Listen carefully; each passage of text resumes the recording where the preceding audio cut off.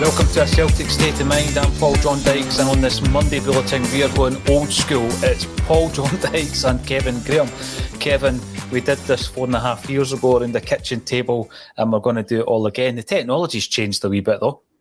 Definitely, the technology hasn't half changed, and I remember when we done it round the kitchen table, maybe the YouTube and the video stuff and all of that was just another pipe dream, eh? It was. But now it is now reality, and you're sitting there in a studio, and I think that says it all. I want to be doing the studio more often, but just I've came in the day like a night watchman.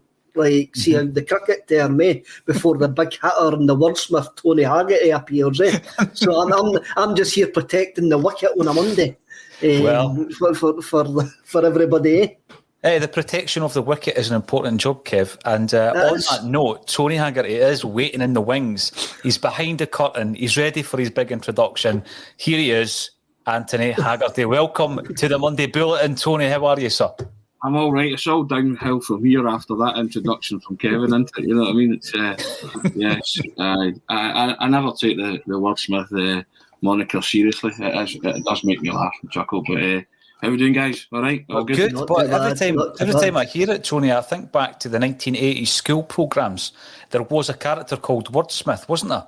There's a word there. Whenever there was a dodgy word that had to be spelt out, there was a word. I'm going to have to look at that, see if there's a passing resemblance. He would point out apostrophes and all that and commas. That's right. What was the paper clip called on Word? Is it no Clippy or something? I thought that was Word. Somebody in the comments come in. Yeah, we will talk about Celtic at some stage. Somebody in the comments come in. Tell us what the name of that show was with Wordsmith, and also that wee Clippy guy. I'm sure it was Clippy. No? Or was that something to do with a bus ticket? Anyway, we'll move on. Loads to talk about. Big win for Celtic against Aberdeen yesterday, but also there was developments outside the stadium and inside the stadium that we are going to be touching on in relation to the actions of Police Scotland and traffic wardens outside Celtic Park, round about the food bank collection that the Green Brigade do every year. And Kevin, correct me if I'm wrong, they've done it for 15 years now, I think. 15 years of food bank collection. And I do know what we're going to be talking about, and I do know though the vans have been parked in those exact same spot for at least 4 years.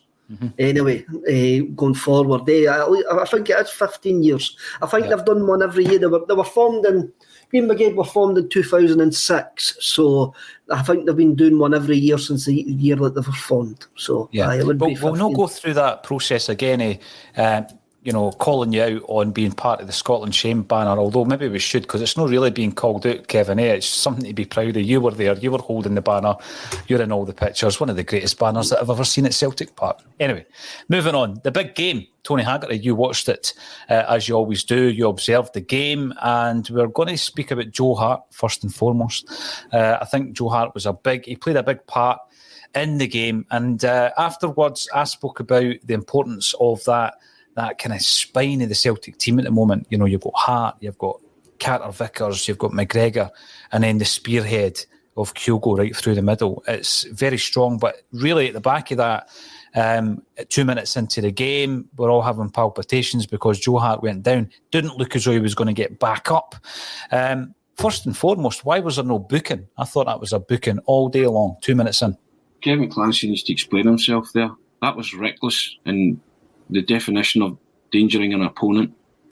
He came from behind him, so Joe Hart can't even see him, and he has caught him a dullion, as they say, on the West Coast. And he was down for a lengthy amount of time because he needed to be, and he had to make sure he was okay. But as you say, every Celtic supporter's heart was in their mouth, wondering, is he going to go off the park?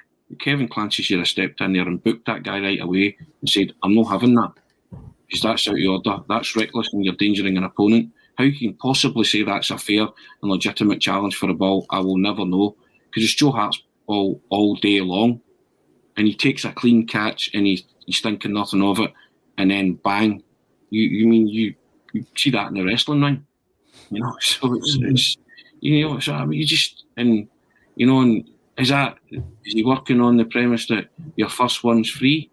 Is that right? Is that the case? And again, it goes in the litany of challenges against Celtic players this season that have went unpunished. Yep. I mean, and there isn't even an argument to say that could be read as well. You know, because he hurt Joe Hart. You know, so that's the first thing I'd like to say about that.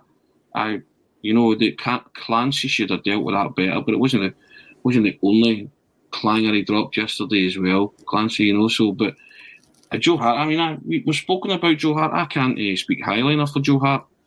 I got chided the other day because I said on Friday that his performance on Thursday night was bordering on superhuman. And then somebody said, but he still lost 3 goals and yada yada, you know. But I was talking about the things that he actually did.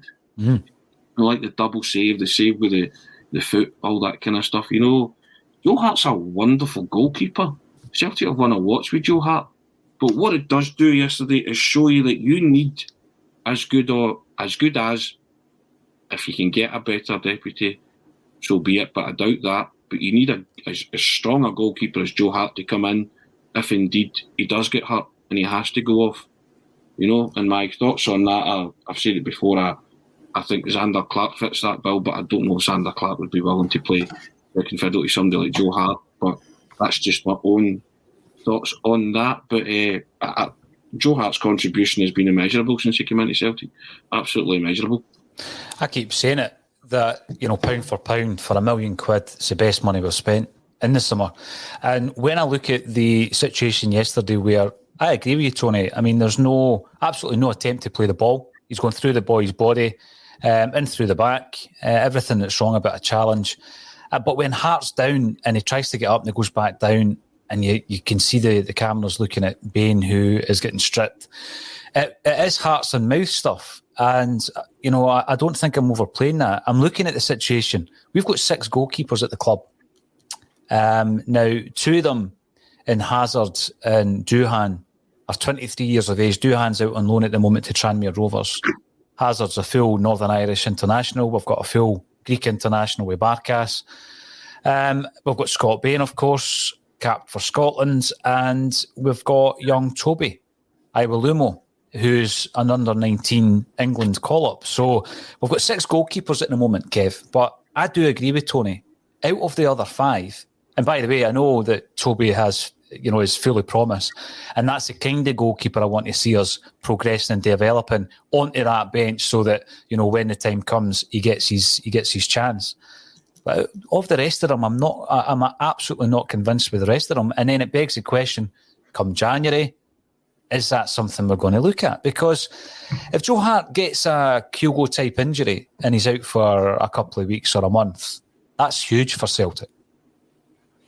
It is huge for Celtic, and when Joe Hart was down yesterday and I was in the stadium, the conversation that we had, I think it was last Wednesday or Monday, I can't remember what day it was in the forefront of my mind. And then right away I'm picking up on the narrative where people are saying Scott Bain is not good enough for Celtic, and you're going, like yourself, you see him getting warmed up and that, and I'm going, I'm a bit worried here. I mean, I'm a bit worried here because I'm actually maybe jumping on this narrative that Bain isn't good enough. Bottom line is, Postecoglou is going to give him a new contract. And so if Postecoglou is giving him a new contract, then there must be something there. But I did say the other night, post-game, and I can't go back on it, that the drop-off in the standard for Joe Hart and other goalkeepers we've got there is quite a drop-off after you've seen Hart in action. I did panic a bit yesterday when Hart went down. Maybe that was just we were already at that point 7 points behind, and it was just the game. We hadn't started the game well. The game was a bit messy, really, at the start of the game. And then Hart goes down, you're going, oh no, here's something else going wrong, like earlier on in the season, like Kyogo and McGregor getting injured during the international break. You're going, what else is going to go wrong? Is this just giving this game a bad vibe to start off with right away? But will we spend money on a goalkeeper in January? I extremely doubt it. I really Especially do. When we've got 6 on the books. Yeah, I really doubt it. The way I look at it, whether we like it or lump it, Postecoglou thinks Scott Bain's got something to offer. He's given him a new deal, and I think that says everything about the way the club are looking at it as well, or the main man at the club's looking at it. And whatever we say on this is not going to make the blind bit of difference. Whatever the narrative is within the support that Scott Bain's not good enough is not going to make a blind bit of difference, because the man who actually makes the decisions says he's worth another deal. Yeah, and you look at some of the other deals that have gone out to players who divide opinion, or, you know, I mean, Tony Ralston getting his 1 year deal. Was he right? Of course he was. I mean, he's proved that time and time again. Greg Taylor's been given a new deal, and some Celtic fans, weren't happy with that. Scott Bain gets a new deal. We'll see how it transpires. I just have these moments in my mind, Kev, like yourself. When Joe Hart went down at the weekend, I'm thinking back to moments like Julien colliding with a post. You just never know throughout a season, and he's out for a year. And he's a massive player for us, as Joe Hart. And there was a moment, Tony, I'm going to come to you on this one first and foremost. He plays a ball to Abada, and it was reminiscent of the ball that he played to Forrest on Thursday night. It was just brilliant. He just turned the game on its head.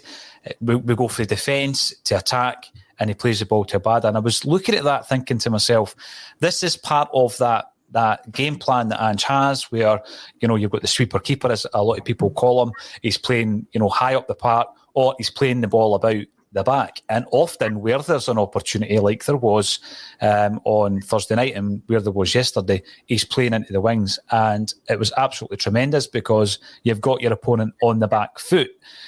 Are you now of a view, which I think I may be coming round to, we're going to get a couple of clangers with this style, but it's going to be worth it when we see the goal like we've seen on Thursday night?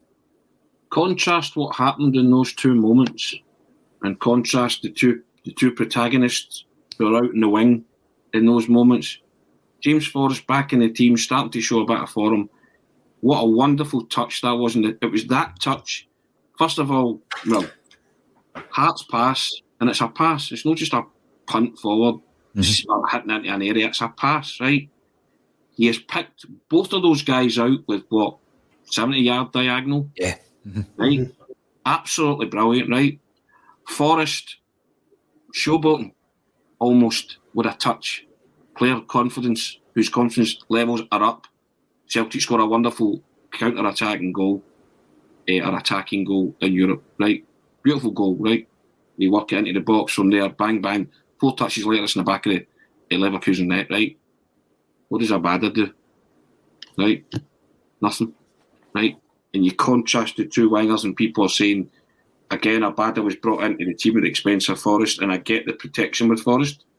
We're protecting our asset because he is a player when he turns it on, things happen. But see, if I'm Abada and that's coming out the sky, that's the first thing I'm thinking about. I'm thinking of Thursday night. I'm thinking, get a touch. Let's get on the offensive here. Let's see if we can score from this. Yeah. This is a brilliant ball coming in my direction. Nothing happens. And in microcosmic form, the Celtic supporters are like, that's why Forrest should be in the team at the expense of Abada every week from now on in. That leads us in. That leads us right into the next subject, which is Abada, and what we should do with him. And Forrest is still nursing an injury, so Abada might get the shout or the nod now and again. But Abada has got to realise, having set a high bar at the start, he cannot fall below that. And if anything, watch James Forrest, watch Jota. That's how wingers should perform. Jota is on another level. Yeah, absolutely. I know you're young enough. Be a sponge. Just stand there and watch what they do at training. Ask, open your mouth. And I know he came from a different football culture in Israel, and I get all that. And he did have a wee purple patch at the start, but he has regressed to the point where the Celtic supporters are, if he's in the team, they're like, and I don't want that negativity around a first team starter for Celtic at this minute in time, because things are going well. So I just contrast those two moments, and they are chalk and cheese, aren't they? Oh, they are. Definitely are. And it's come from the same, as you say, the same bit of football. Joe Hart hitting a pass, 70-yard pass, and as you say, You might get caught out every now and again with it, but that's the way the manager wants it. And Joe Hart is learning as well, right? I'm looking up and I'm looking for these guys. If I get the ball, get on your bike, start moving, I'll find you. Because I can. And he's proved it. I think that goal you spoke about on Thursday night, it is something of absolute beauty. It was sublime. That touch by Forrest, as soon as Forrest then lands, because he's in the air when he makes the touch, he lands and he's on the move again, back into space, gets the ball back, and he keeps the move going. Near the beginning of the season, Kev, when Abada was having this purple patch that Tony talks about, I was raving about the Kyogo, Abada, Jota. You know, the three up front, the three amigos, some people were calling them three amigos, thinking back to the 1990s. Three amigos that we remember well, or not so well, in one of their cases. And I do think he's gone off the boil. But again, I'm looking at the situation, and this is something that comes quite a bit from Jim Orr, Jim's comments. And I'm asking, you know, is he a right winger? Because we have seen some brilliant play by Abada, but what I think when he's playing is that Ralston makes up a lot of his ground. Ralston does a lot of his hitting the byline and getting the crosses over. And he seems, you know, a wee bit reluctant to cling on to the touchline as much as like Jota, who just wants the ball. He wants to run at players. He wants to run at two players. He wants to hit the byline. He wants to get the ball over. Abada seems less keen to do that. Is he more of a central player? I know he can play through the middle, and during interviews he has suggested that that's his preferred position. Can you see a point, Kev, where we're maybe playing Abada and Forrest? It's not just as simple as one or the other. What you've got to look at with Abada, and this sometimes happens with players that come into a new country, and he's a young lad, he's only 20-year-old. He's had the initial adrenaline boost, and now he's basically, especially at home, we're playing against teams that just lie there like a dead corpse and do not try to do anything whatsoever. And I don't think that's in his game. Tony's right there. When we did get that chance to break, he never took it. And that's what we really need to do at Celtic Park going forward. Wee Jamesy's got that. What I really liked about Wee Jamesy coming on yesterday was he actually breathed life into Ralston and Turnbull, because all of a sudden you had three players on the same wavelength. And Ralston seemed more confident that he knew what Jamesy was going to do, and Turnbull felt more confident because they play. When you see the right hand side, they play in a triangle, and that triangle wasn't there when Abada was on the pitch. And when Forrest comes on the right hand side, that actually then becomes dangerous to Aberdeen. I think Forrest is first choice. I really do think Forrest is first choice, just for his experience. And also, like, he's proven over years and years. I like the way that he cuts inside. I do. He takes on guys. He knows how to play against a packed defence, which Abada hasn't really learned yet. Abada's come from the Israel, where I don't think teams are going to sit in the way they sit against Celtic. The weight of expectation on Abada is massive, more than what he's ever experienced before. And there's good management. And we should be really thankful that we've got Forrest to come in and help the young lad, and also take the pressure off him as well. I can't see what he would bring through the middle. I know Jim Orr sees something, I haven't seen it yet personally. I think when I look back to his earlier performances, he was knocking the ball back past fullbacks and going. He was going into space. He was making decent runs. He was showing an intelligence of movement which hasn't been there in the last couple of weeks. And it's maybe just time for him to actually sit out now for the next couple of games and become an impact sub. I agree with Postecoglou yesterday resting James Forrest. I really do, because Forrest has been out for so many months this season. We need to watch what we're doing with James Forrest, and we've got now 10 games left between now and the winter break. Incredible. And we've got to watch what we're actually doing with the players. And I can see Abada and Forrest swapping every so often. Abada will start some games, Forrest will start some games, because the way that Postecoglou wants us to play, the intensity that he wants us to play, we've got to manage our players well. And at this precise moment, we look at that bench yesterday, there wasn't much quality on that bench whatsoever. It was going to come in and change that game. So Postecoglou is going to need to take risks with certain players. And that means sometimes the best option is going to need to sit out in certain games and come on as an impact sub. Yeah, absolutely agree with that. So with that in mind then, looking ahead to Thursday night at home against Hearts, Kev, do you rest them? Do you bring Forrest back in? Or is that too much chopping and changing? I'll bring Forrest back in on Thursday night. The reason I bring Forrest back in on Thursday night, Hearts are going to be another joyless team to come and watch, and they're just going to sit in there. It's going to need, I think we need a wee bit more guile than what Abada actually has given us in the last couple of weeks, and Forrest has got that guile. Strangely enough, you look at Tannadice, which people would actually say next Sunday's a harder game, but Abada might get a wee bit more space at Tannadice because Dundee United might come out a bit more. But this is all going to come down to the sports science and what the James Forrest body's telling the physios and the guys and the coaching staff. Mm-hmm. He might be able to play the 2 games this week, and they might look to rest him against Betis the following week. So they might go, by the way, we'll give Forrest 2 games. The game against Betis, Abada gets that. That's the way that they might be looking at it. Because I'm sure for the 10 games that we've got left, they have planned, outlined, sketched teams for each of those games. Mm-hmm. Going forward, and it will all be down to the data and the stats that they're actually getting. I'm just amazed, Tony. Before you came on the Bulletin today, Kevin and I were harking back to the I was going to say the good old days, the bad old days, I'm not quite sure, around the kitchen table when we first started a Celtic State of Mind podcasts. And at that time, I can't remember Kevin being interested in data. And now he's got a whiteboard and everything.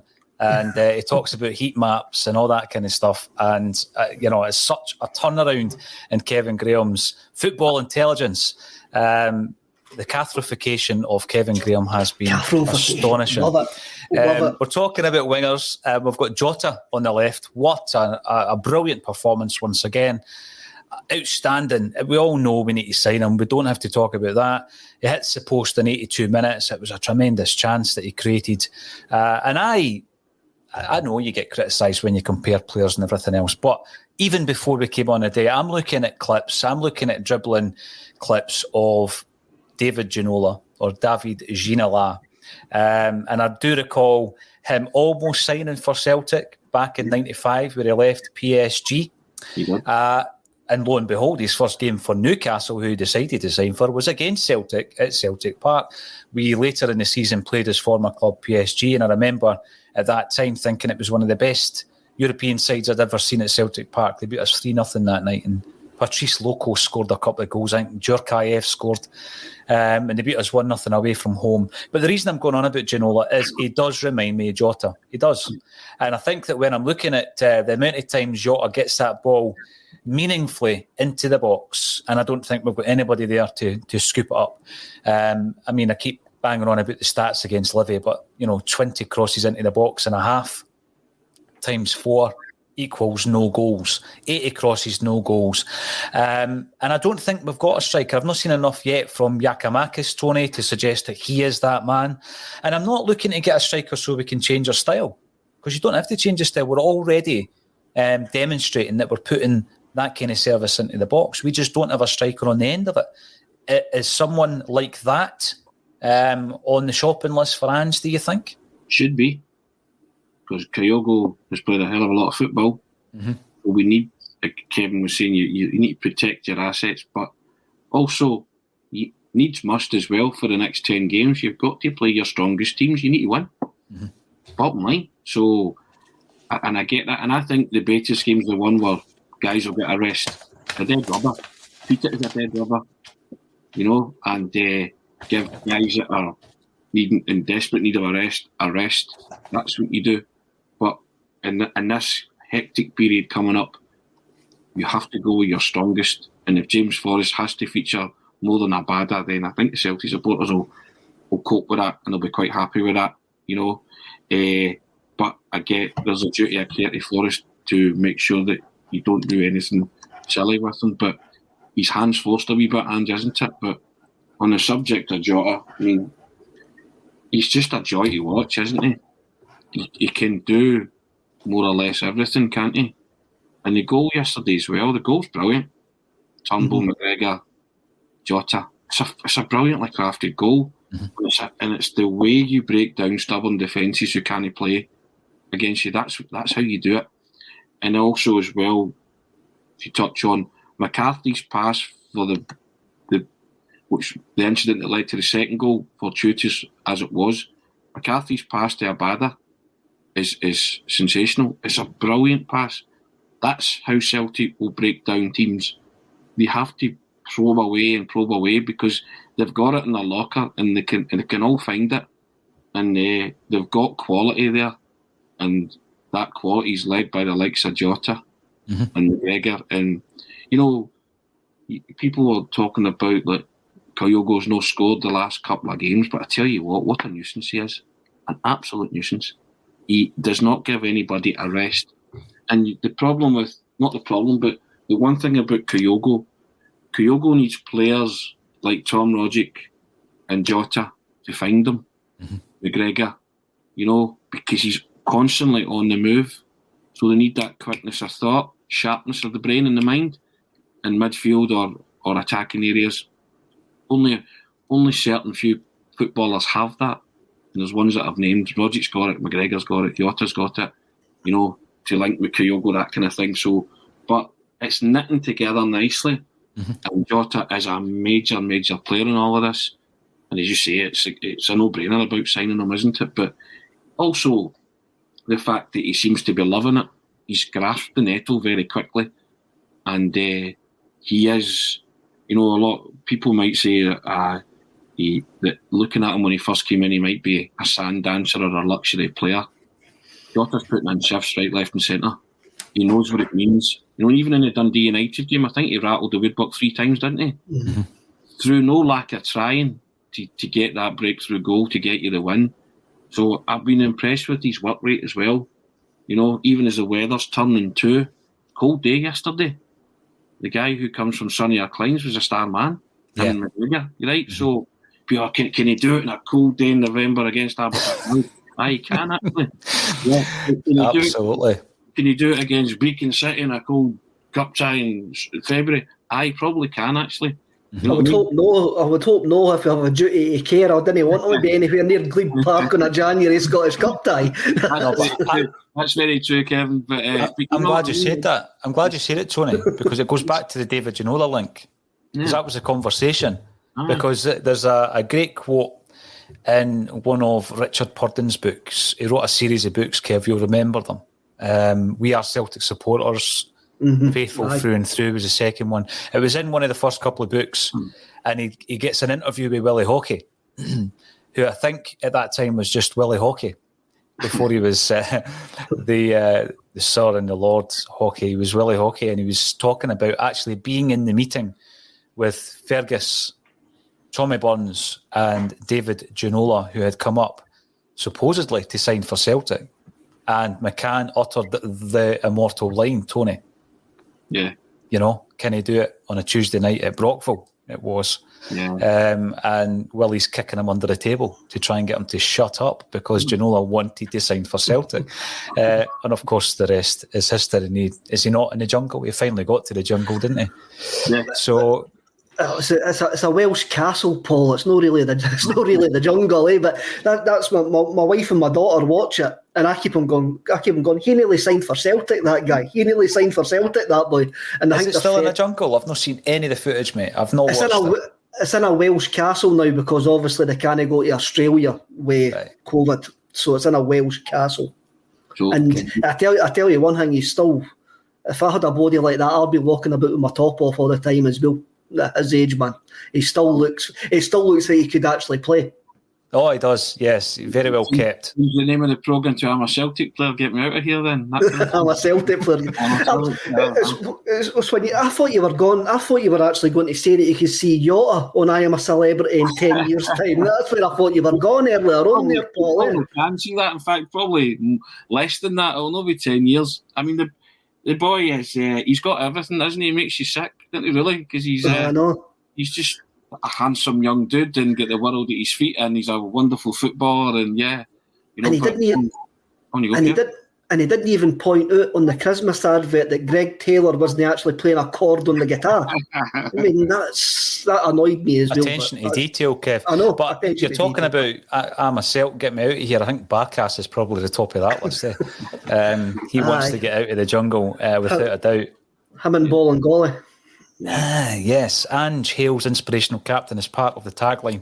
And we are, of course, talking about Callum McGregor. The question that ended up in most of the reports after the game came from our very own Laura Bradburn, who was talking to Ange Postecoglou after the game and asked about the impressive performances of Callum McGregor.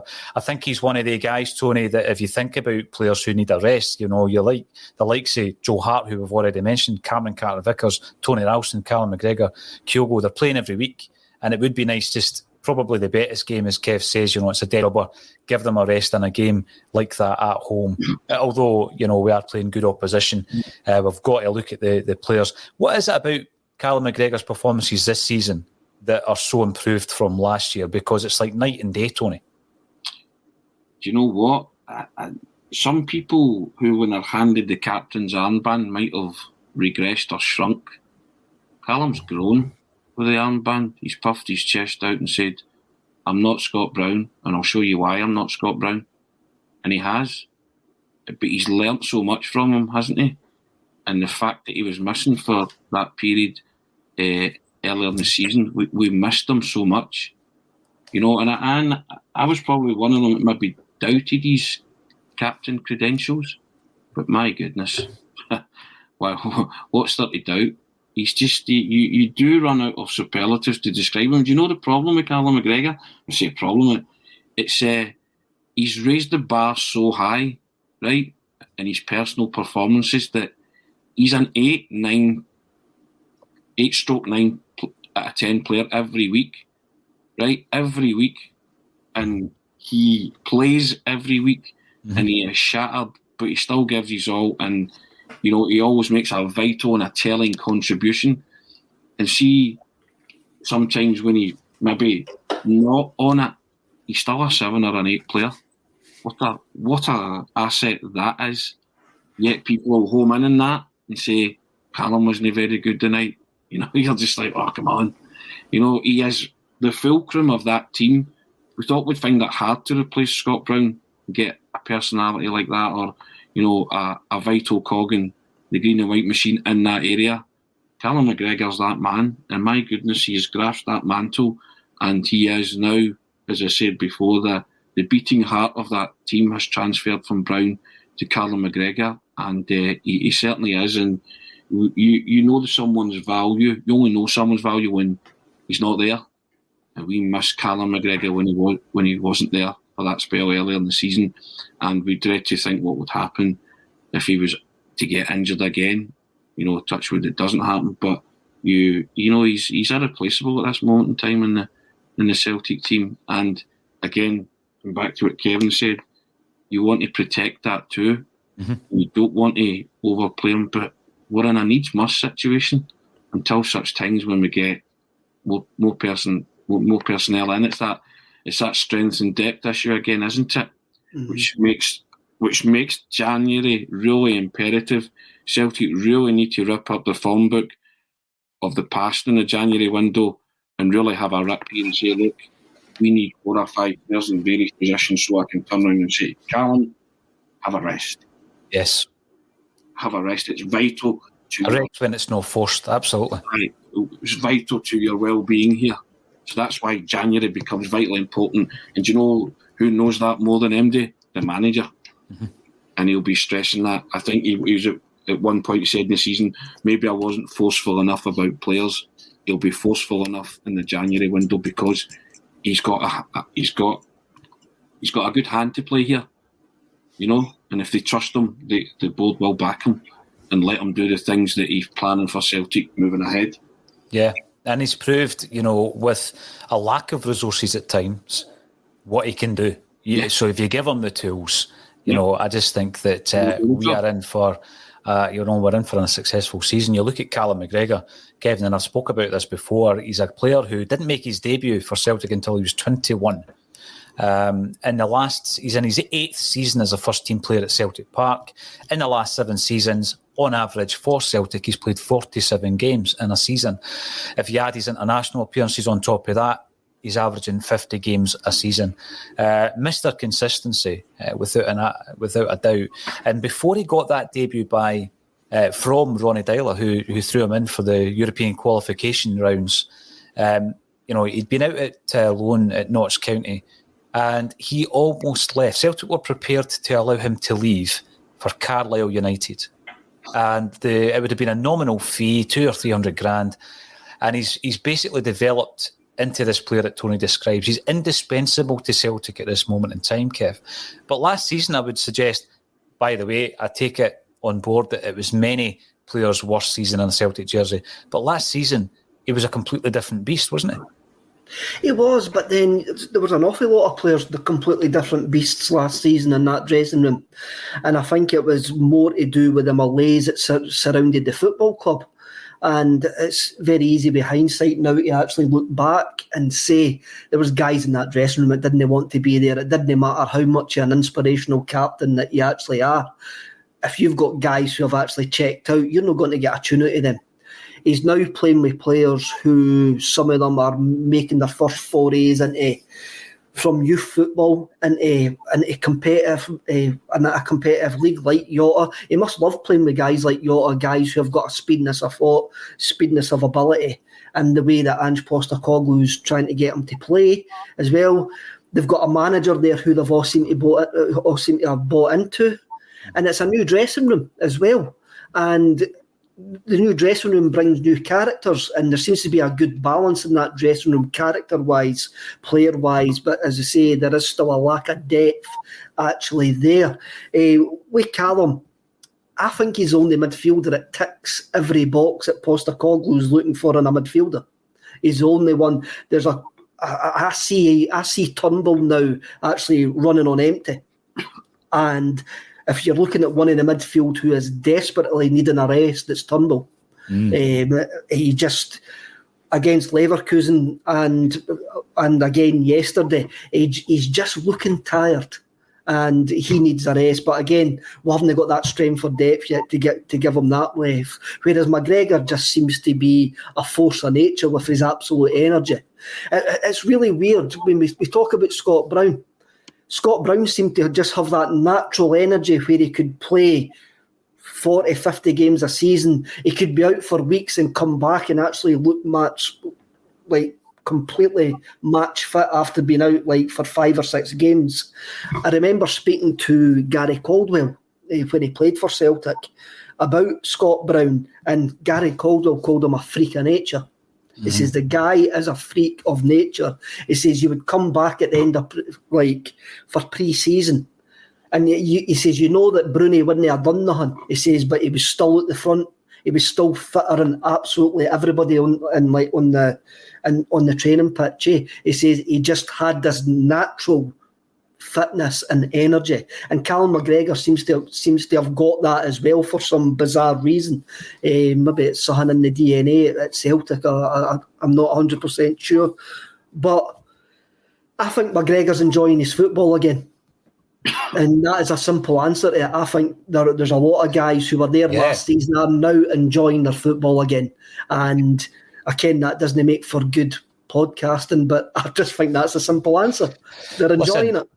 They're enjoying it, and you can tell with Callum McGregor, involved in the first goal. A great wee dink by Turnbull, involved in the first goal, scores the second. What part of his anatomy it hit, I'm not quite sure.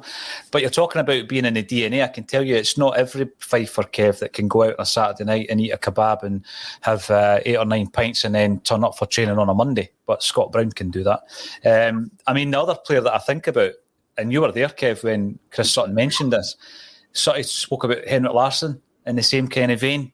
And he said that, if all the players would go away on pre-season and they would go for family holidays, and, if Chris Sutton, for example, had a meal and a couple of drinks, the next day would need to get up and go for a run down the beach, just to keep himself ticking over.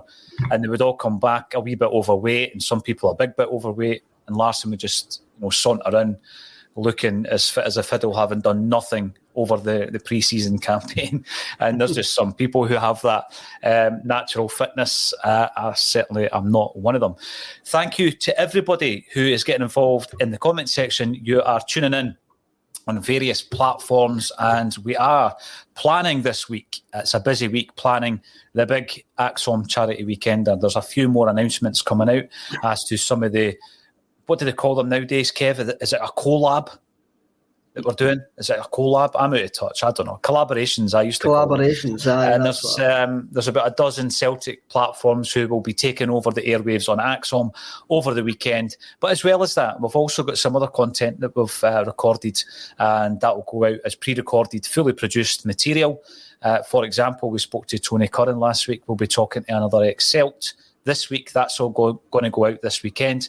And other shows like the one just over Kev's head, Screamadelica, we have our very own version of it, Screamadelica. It was a creation of Kevin and I some time ago, Kevin, well over a year ago. We started doing that as an audio podcast. You now have it as a fully produced series, but there will be a very special Screamadelica going out on the weekend. So get involved. We're going to be announcing at some point today, probably later on in the day, who the sole beneficiary of any funds we raise is going to be, and I'm sure everybody will be happy with that. So how's it going, guys? Throw us some comments. And Paddy, should Callum McGregor get Rear of the Year? Is that because it hit him on the backside before it went in? We have seen it in the past. Moravcik could trap a ball with his rear end, but if we're talking about Rear of the Year at Celtic, it's got to go to James Forrest. I've already decided that on a previous show. So if you've got any comments, get commenting on YouTube and Facebook, Twitter, Twitch and LinkedIn, and we'll have a selection of them coming through. What do you think of the decision by the authorities yesterday to get in about the food bank collection? I've seen a lot of that coming through as we were on the actual match day coverage, Kev. So we'll have a wee chat about that as well. The Green Brigade organise a food bank every year, a food bank collection that is, every year at Celtic Park. Anyone in the comments can correct me if I'm wrong. I think it's been running for about 15 years, and it's a very successful kind of pre-Christmas event. Yesterday, there was a bit of bother because the police were continually coming to question the location of the vans that were required to obviously store the goods in. Kevin, you informed me that the vans are sitting on the same locations that they have been on over the last 4 years, and it was all pre-arranged with the club. The police claimed it was a complaint from the club, and the club says otherwise. Anyway, this resulted in 4 tickets getting issued to 4 vans by traffic wardens. And on one of the coldest days of the year, when Celtic fans are basically collecting food for the most underprivileged people within our communities. I'm going to come over to yourself first of all, Kevin. What's your thoughts on this situation? And is there a backstory to this? Why now? Why is the police going in studs up on this food bank collection now? Of course there's a backstory, and if you wanted to put in 2 plus 2 to get 4 together, you'd say the backstory is Mr. Bernard Higgins. And the Green Brigade were harassed yesterday, they were targeted yesterday, just the same that they've been targeted for the 15 years they've been in existence. Just the same reason that the Offensive Behaviour Act was fired through Parliament, was to target Celtic fans and to target this certain group of Celtic fans. Now, they're sitting there collecting tons of food for a charity in the East End of Glasgow. The vans are getting filled, then driving away and coming back to get more food in bags, and it's not as if they're causing an obstruction or anything like that. So for the first time in 4 years, the vans have been sitting there, 2 police turn up and start causing them hassle. And over the last 6 weeks, what's been happening over the last 6 weeks? Well, we've been having a go at their commander. We've been having a go at a Mr. Bernard Higgins. We've been telling them that a Mr. Bernard Higgins is not welcome at our football club. And, of course, for me, I think it's linked. I think it's certainly linked. And it's wrong. I mean, you actually have a look at it. I don't want to get into whataboutery here or anything like that. But you look at the way that the two sets of ultras are managed in Glasgow. One of them gets police escorts, the other one gets tickets. Yep. The other one of them gets a police escort, and at the city centre, the other ones get kettled. It is blatant what they're actually doing. It's a harassment of young men and women who are very passionate about what they do, and it's utterly ridiculous. And hopefully Celtic go to town on them. That's my question. Yeah, how are Celtic going to respond to this? But again, how are Celtic going to respond to the fact that just a week ago there was a letter with now over 250 signatories on it, Kev, from big Celtic associations, affiliations, supporters groups, podcasts, online blogs, trusts, collectively representing tens of thousands of Celtic fans. And they've written a letter to the CEO of the club to say, we don't want Bernard Higgins anywhere near Celtic Football Club. The fact of the matter is, there's been no disruption by the authorities for one of these food banks previously. Someone can correct me if I'm wrong on that. So it all seems a bit unusual, Kev, that that has happened. Do you think the best case scenario would be that Higgins has been told he's not getting the job? On the back of the 250 plus signatories. I would hope he's been told that he's not getting the job. If the Celtic board needed any other indication of the feeling amongst the rank and file, yesterday there was a point about 70 odd minutes when a chant went up, stand up if you hate Higgins, and 90% of the stadium stood up, including them in the comfy seats in the main stand. They all stood up and turned round to the board. So there is a massive swell of support against Bernard Higgins. And when you see that yesterday, for something that's happened for years and years to suddenly become targeted, yep. Let me go and get my tinfoil hat on and fire a conspiracy theory. Aye, it's all down to Bernard Higgins. There's no such thing as a coincidence. No, definitely not. It's all down to Bernard Higgins, and I fear for the Celtic travelling support going forward of Higgins, if this is like all down to the abuse that, well, us being against Bernard Higgins getting the job, because the rank and file who travel up and down the Brentford the country are going to have it hard over the next couple of months.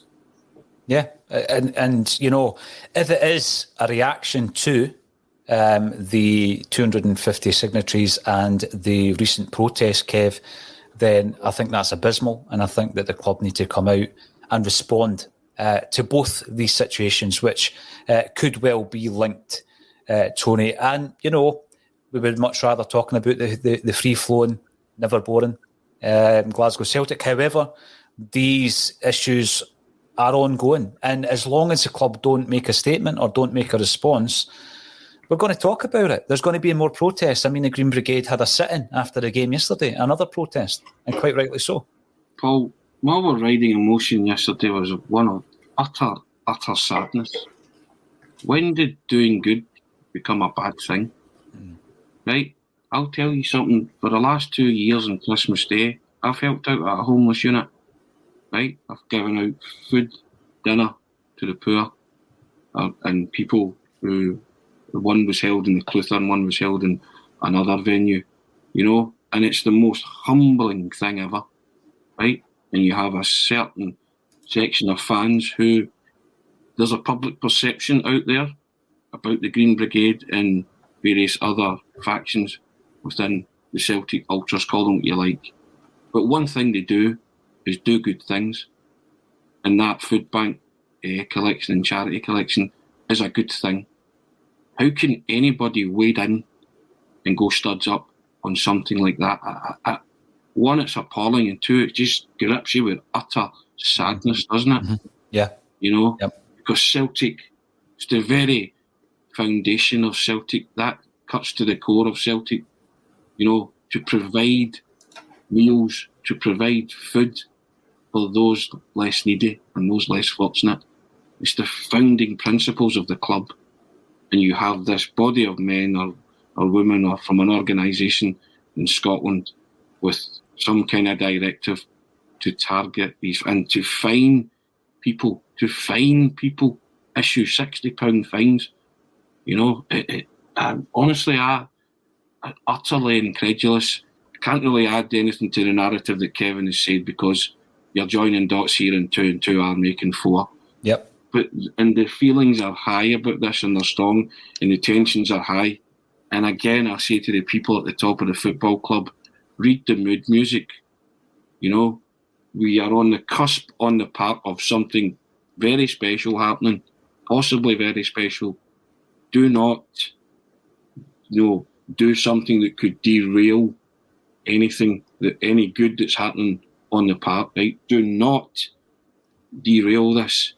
But honestly, see if you can't look at that and say that's a good thing that was happening yesterday, then I really don't know what planet you inhabit. I'm sorry. Well, this is the thing. There was a lot of people on Twitter, Tony, saying, but that's the law. That, just tunnel vision. There is such a thing in law called discretion, where the authorities can use their common sense under a certain specific set of circumstances. And yesterday, that was a set of circumstances where they had to use their discretion. Yeah. They didn't have to. I mean, listen, you're talking. I remember one time, I parked my car, right? Kev will know this because I'm the worst driver in the planet, right? I parked my car somewhere around about Celtic Park. This is going back a few years. And I lost it. I lost my car. So I went into the game, honestly, right? Went into my game. And after the game, I was with a couple of mates for a while, in and around the ground. And then I've walked up, by which time the crowds have dispersed, right? Because normally you just go with the crowd and there's your motor and away you go. And I could not find my car. And I'm thinking to myself, I should have taken a photograph of the street sign or something. It's gone. It's completely disappeared. And I'm wandering about Parkhead for about an hour before I eventually phoned the cop shop and said, I think my car's been stolen. But it hadn't been stolen. It had been lifted because it was in a no parking zone. And I paid my fine and got it back out of some impounded yard, etc. And that's one thing. And I can laugh about it now. This, right, is a ridiculous set of circumstances where I think the police have been told to get in about their mince, which is one of their favourite sayings, Kev. And they can do that, situation if and when it suits the person who's in charge. And, the club need to come out and offer some kind of clarity on the Bernard Higgins situation, because it's going to continue. It's not going to go away. The club can't bury their head in the sand as they did with the previous protests, and then they came out saying they were going to have a review, the results of which we've never seen. They can't bury their head in the sand with this one. It's not going to go away. Now, this is a wee bit of a personal one, because before the game I was banging on about James McCarthy. Tony Haggerty, you've already mentioned James McCarthy. He got his 4th start in a Celtic jersey yesterday. It's his 12th appearance for Celtic. We were talking that he's now 31. We were talking about the fact that he had to make an impact. There had to come this point. He's been given a 4-year deal. He needs to make an impact. Beaton has been the preferred choice as the number 6, the holding midfield player, but he's injured. McCarthy comes in. Do you think, Kevin, he made enough of an impact against Aberdeen? I think it's a difficult game to measure his impact. Because a bit like Beaton in that position against teams that are sitting deep, sometimes their cool calmness and the fact that they seem to slow play down gets the certain sections of the crowd a little bit restless. Especially, I heard the first shout against James McCarthy yesterday after 90 seconds. And that is just a narrative that's been peddled on social media, and that I don't think there's a body of evidence yet to say James McCarthy's been a success or a failure. I don't think there's sufficient evidence to actually say that. Did he do anything wrong yesterday? No. Did he create? Yes, he created for Kyogo for the second goal. I find it very difficult, but I think the narrative's already been written by a vast majority of Celtic fans about James McCarthy, that he's not good enough, that he's an injury-prone dud, and he'll never do, and whoever gave him the contract should be chased out of Dodge. I don't necessarily agree with that. Ange came out after the game yesterday and says, that's his first 90 minutes. That is his first 90 minutes in a Celtic jersey. He done okay. He's going to get up to speed, and we are going to need every player in the squad over the next 10 games. That says to me that he is going to get games. I'm not going to judge him on a game against Aberdeen. He came on against St Johnstone, and everybody says it was his best 20 minutes in a Celtic jersey. He came on for 20 minutes against Leverkusen, and everybody wanted to hang him. Then he plays 90 minutes yesterday, and people again are just going like that. No, he's no good enough. He will only do. Bring back Beaton. I never saw him do anything yesterday that Beaton didn't do against Livingston, didn't do against St Johnstone. It's just that type of player, sometimes against teams that are sitting deep, just doesn't impress. Just doesn't seem to do enough. I'm looking forward to seeing more of him in a Celtic jersey, then I'll make my mind up. Yeah, I mean, Tony, there's no doubting. You just need to look at his career. The ability of the man, the biggest concern, obviously, is the injury worries that he's had. A lot of Celtic fans don't think he was an Ange-type player, which was unusual, obviously, to be giving him a 4-year deal with that set of circumstances. But I look at some of the games that he's played, and I thought against St Johnstone he was other than the dodgy pass back, I thought he had a very good game for the minutes that he played. He's played against Raith Rovers, created a goal. He played against Aberdeen, was part of the creation of that goal. He was unlucky against Dundee United because he was kicked off the park. It's been a wee bit stop-start, Tony. Are you viewing McCarthy as being someone who could end up being a first pick, or is he just going to be a very useful player with his experience throughout the season to call upon when your first picks aren't available? No, I think McCarthy has to make a vital contribution and will make a vital contribution. He had a good game yesterday. I'm not... What did you give him, Tony? I know that you give... Give him a 7. Give him a 7. No, because like Kev, I don't think he did much wrong. He was involved in the incident that led to the winning goal with a lovely slide rule pass. It was a beautiful pass, right? Now, granted, I didn't feel under any threat or pressure from Aberdeen with McCarthy there. He kept things nice and tidy and effective and simple. And as Kevin said, I think McCarthy's influence grew as the game wore on. And he realised when Forrest came on that he had an outlet to get the ball to as well, him and Turnbull, and something could happen from that. So I actually thought he was decent yesterday. When people have had their career stopped by injury and illness, you can't underestimate, the amount of game time that they lose, their sharpness, their match fitness, and it takes a while to get all of that back. And you only get it back by playing, so the bit parts here and there were great. I was just delighted that he got a full 90 minutes yesterday. Yeah. He showed everybody that he can play 90 minutes. So that dispels that myth right away. He can't last 90 minutes. No, he can. Right? And he has got a wealth of experience, and he's played in the Premier League in England for a long, long time. Mm-hmm. So, yeah, there's one there. That's exactly, So he has vital attributes to bring. I think the Celtic supporters just wanted to see it sooner, or thought they'd signed the full package. But bearing in mind, I get that he's 31 and all that, but this guy can play till he's 33, 34 easy. But once he gets up to full speed, full match fitness, which is coming, because he obviously lasted the 90 yesterday, and he made a couple of telling contributions. So I want James McCarthy to now build on that. I want next week for him to be an 8, or the next game he plays for him to be an 8, and then kind of, a steady trajectory, give us a steady performances of 8s, because we will need them. And I like you, think he will come good. You have to be patient with certain footballers. This guy's missed a lot of football through injury and illness, so you have to be wary of putting them in too early and them having another setback. So I'm willing to persevere with him, but he's not shown me anything that I don't think will be an asset moving forward. I don't look at McCarthy and think, why are we giving him a 4-year deal? He will make a telling contribution, and like Kevin says, we need every player going now. He's the kind of player that once he is fully up and running and firing on all cylinders, then you might be able to rest the likes of McGregor like that because you trust him. We're working towards that. And if Ange thinks he was good enough to play 90 minutes yesterday and he trusted him, and bearing in mind that was a must-win game yesterday, what happened in the afternoon, early in the afternoon, was Rangers winning. The manager trusts him, so I'm going with the manager in this. He's methodical. He knows what he's doing. So I think McCarthy could have a big role in the future moving forward. Yeah, I agree with that. Kev, what's your thoughts? When you look at that yesterday, Tony, after about 70 minutes, the game dropped to walking pace.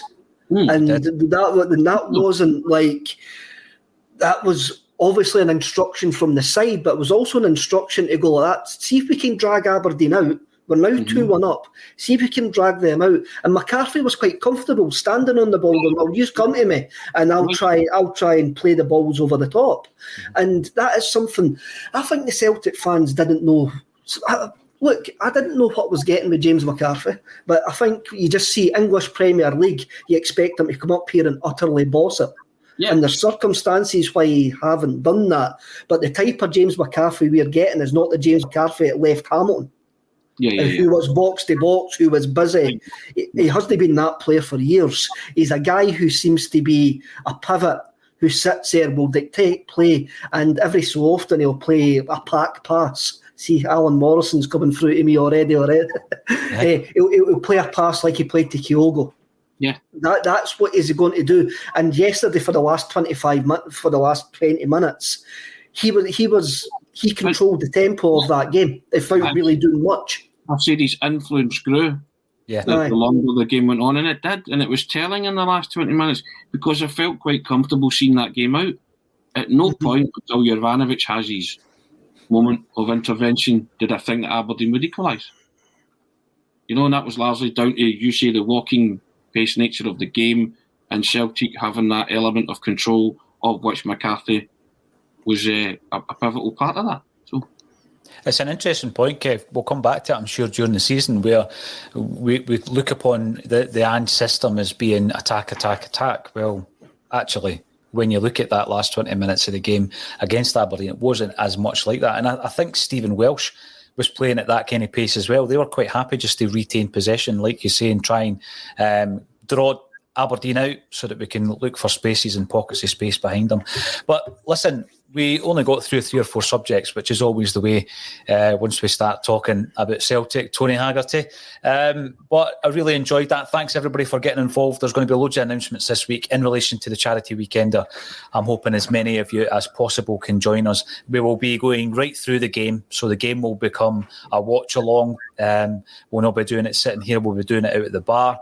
If you want to see what it's going to look like, go into the YouTube channel and have a look at the Oasis show that Kevin and I did earlier on in the month, because on that show we were going live, but we're doing it through the camera network rather than the live streamer, so it's a much better vibe, and everybody can get involved. We're going to have quite a few podders coming into the old studio, Kev, visiting the studio for the first time, and I'm sure it'll be a great atmosphere, and we will raise as much as we possibly can for a very, very good cause, which will be announced very soon. So thank you, everybody, for getting involved in the comments section, and thank you once again to Kevin Graham and to Tony Haggerty for joining me on A Celtic State of Mind.